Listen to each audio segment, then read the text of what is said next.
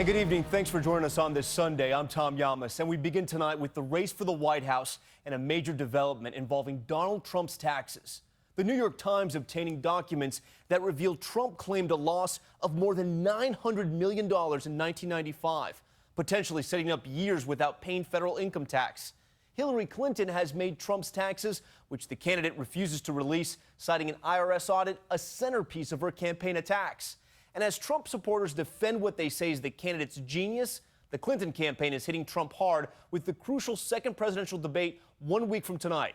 ABC's Mary Bruce gets us started. Tonight, an October surprise for Donald Trump. You don't learn that much from tax returns, that I can tell you. But now we're learning the candidate who has refused to release his tax returns could have paid no federal income taxes for years. Records sent by an anonymous tipster to the New York Times show in 1995, Trump reported a jaw-dropping $916 million loss, the apparent result of the collapse of his Atlantic City casinos, his airline, and the purchase of New York's Plaza Hotel. A loss so large he could have legally avoided paying federal income taxes for up to 18 years. A strategy he seemed to brag about at last week's debate. Maybe he doesn't want the American people, all of you watching tonight, to know that he's paid nothing in federal taxes. That makes me smart. Tonight, Trump's campaign isn't denying the report. Trump himself tweeting, "I know our complex tax laws better than anyone who has ever run for president, and am the only one who can fix them." His surrogates today launched a vigorous defense. My response is he's a genius. I mean, the reality is absolute genius. There's no one who's shown more genius in their way to maneuver around the tax code and to rightfully use the laws to do that. But Trump hasn't always described it that way. I know people that are making a tremendous amount of money and paying virtually no tax, and I think it's unfair. Voters in the battleground state of Florida also seeing it both ways. I'm a working class citizen and I pay my taxes, and I don't understand how he is getting away with not paying his. If that's what the law permits him to do, I think it makes sense to do it that way.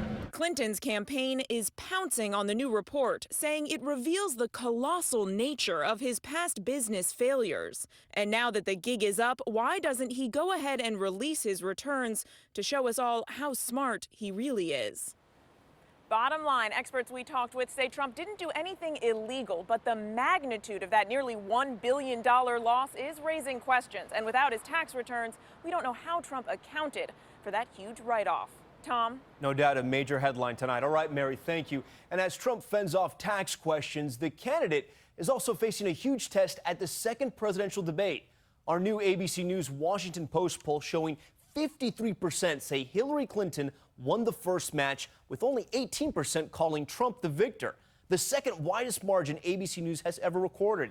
And while Saturday Night Live made light of both candidates' performances, the real Donald Trump is already previewing what nasty attacks may be in store for the rematch. Here's ABC's Devin Dwyer. Donald Trump likes to boast about being a nasty campaigner, and tonight he's dialing up attacks on Hillary Clinton's character. She could be crazy. She could actually be crazy. Mocking her recent stumble when she had pneumonia. And she can't make it 15 feet to her car. Give me a break. And now Trump's taking aim at Clinton's marriage, claiming without evidence that she's been unfaithful to her husband. I don't even think she's loyal to Bill. You want to know the truth. Why should she be, right? And the Republican nominee doubling down on demands his rival be thrown behind bars. She should be in prison, let me tell you. She should be in prison.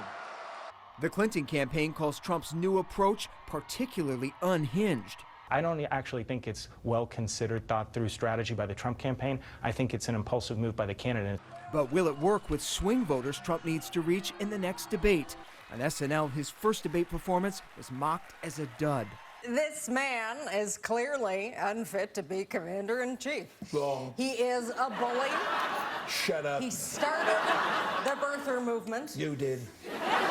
He says climate change is a hoax invented by China. It's pronounced China. Hillary Clinton laughing today when told of the skit by aides on her plane. In good spirits despite a leaked fundraiser recording revealing Clinton talking brusquely about young supporters of Bernie Sanders. They're children of the Great Recession, and they are living in their parents' basement. Critics called those comments insulting to millennial voters Clinton desperately needs, but today Sanders brushed it off, saying what Clinton said about their economic situation is absolutely correct. Tom? Devin Dwyer for us tonight. Devin, thank you. And a reminder, the second presidential debate just 7 days away, co-moderated by our own Martha Raddatz, with full team coverage right here on ABC. And of course, we'll have complete coverage of the vice presidential debate Tuesday night at 9 p.m. Next to the monster hurricane that many on the East Coast are following closely, Category 4 Hurricane Matthew. Take a look, with sustained winds of 140 miles per hour moving north tonight over the Caribbean. Millions are already in Matthew's path right as the storm's outer bands have started lashing Jamaica and dumping rain in Haiti, an island where more than 50,000 people live in tents and makeshift shelters. And impacts in the U.S. are not out of the question. Rob Marciano with the storm path in a moment. But first, ABC's Gio Benitez reporting tonight from Jamaica. Tonight, Hurricane Matthew barreling through the Caribbean, shifting slightly east. Haiti now expected to be the worst hit island. The massive storm packing winds up to 145 miles per hour, expected to trigger flooding and mudslides.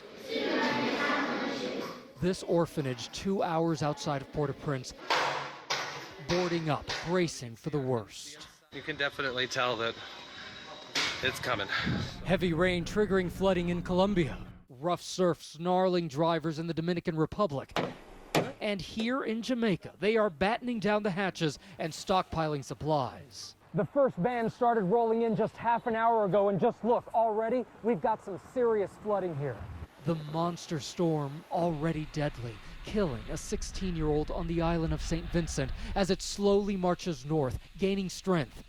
Right now, a Category 4, this could be the strongest hurricane to hit Haiti in decades, a country still rebuilding after the devastating earthquake in 2010 and Tropical Storm Isaac in 2012. But tonight, all of the Caribbean islands are on high alert.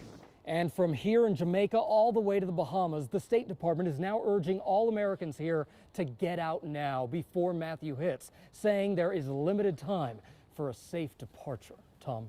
Gio, thank you, and stay safe. Let's bring in Rob Marciano for more on where this storm may be next. I want to echo what Gio said. It's been since the 1960s since they had a storm hit like this in Haiti, and then thousands of people died. So a very dangerous situation. Here's the storm, 145-mile-an-hour winds and torrential rains on the eastern flank of this. Here's one of our computer models showing a landfall in western Haiti probably sometime tomorrow night, likely as a major category storm and likely with rainfall over 20 inches, potentially 3 feet. That means torrential, deadly mudslides potentially there. Here's the official track. Jamaica, eastern Cuba, you're going to get it as well, and then the Bahamas. And then by Thursday and Friday, it's abreast of the U.S. Too soon to give it the all clear here, but as of now, the cone of uncertainty is just grazing the shorelines. We'll be watching this very, very closely throughout the week. Tom? A big storm. All right, Rob, thanks. Next tonight, to an update about that deadly commuter train crash in New Jersey. Federal investigators late today releasing these photos of mangled wreckage inside the terminal and revealing what the engineer says happened just before the train slammed into that station. ABC's Eva Pilgrim is in Hoboken tonight. Tonight, for the first time, the engineer's account of what happened in the moments before that train full of commuters crashed, killing one person, injuring 114 others. He looked at his watch and noticed his train was about 6 minutes late arriving at Hoboken. He said that when he checked the speedometer, he was operating at 10 miles per hour when entering the station track.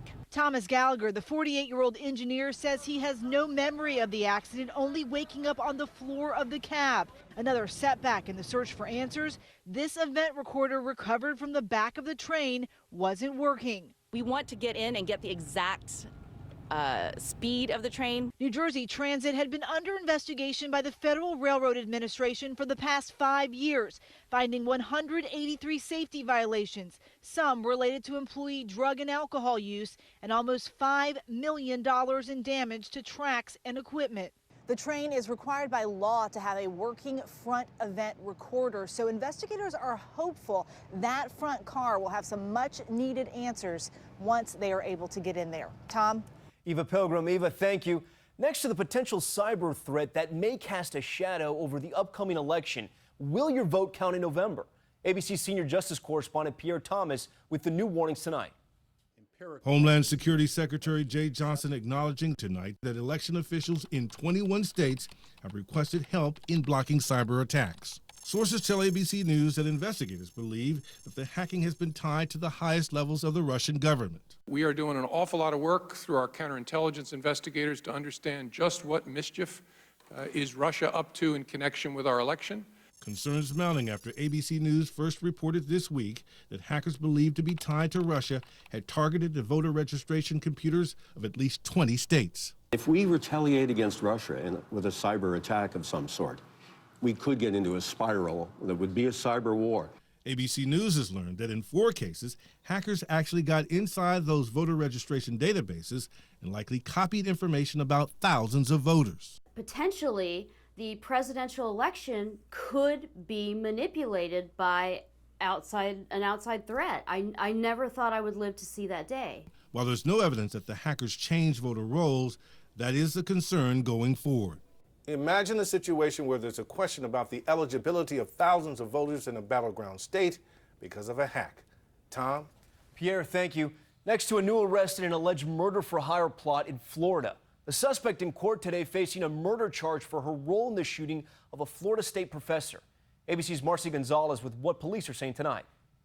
Tonight, this woman behind bars charged with first-degree murder, accused in connection to the killing of a prominent law professor at Florida State University. Dan Markell was shot to death in the garage of his Tallahassee home in 2014. The murder coming after his marriage to Wendy Adelson unraveled. The working theory of the case is that the reason for this homicide was due to the bitter divorce that was ongoing. Investigators' leading theory, Adelson's family was upset over the divorce and hired 2 hitmen. The accused hitmen pleading not guilty. Adelson's relatives have not been charged and deny any connection. Even my family, who felt like I had been mistreated, would never do something like this, never.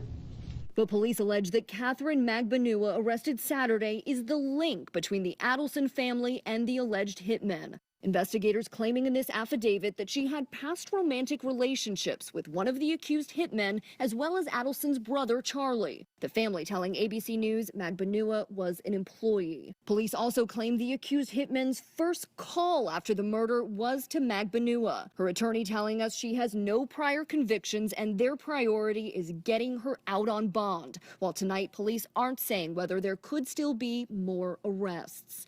Marcy Gonzalez, ABC News, New York. And staying in Florida now, authorities there confirming a new batch of Zika-carrying mosquitoes. The mosquitoes discovered in a new neighborhood in Miami Beach, and they are the first Zika-carrying mosquitoes captured in the last 2 weeks. All right, turning now to what was an incredible weekend in college football, some giant upsets and come-from-behind magic you just don't see every day. We start in the big house, Wisconsin versus Michigan. The Badgers hoping for a comeback on this deep pass when cornerback Jordan Lewis goes airborne with a one-handed interception. The Wolverines winning that one. Then in Tallahassee, an unranked UNC down by 1 point against the Florida State Seminoles. 4th quarter, 4 seconds left. Tar Heels go for a 54-yard field goal. Kicker Nick Wheeler, pressure on, kick is up, it's good. The Noles upset at home. And in Georgia, 4th quarter, the Bulldogs come back with a 47-yard touchdown pass with 10 seconds to go. Game over, right?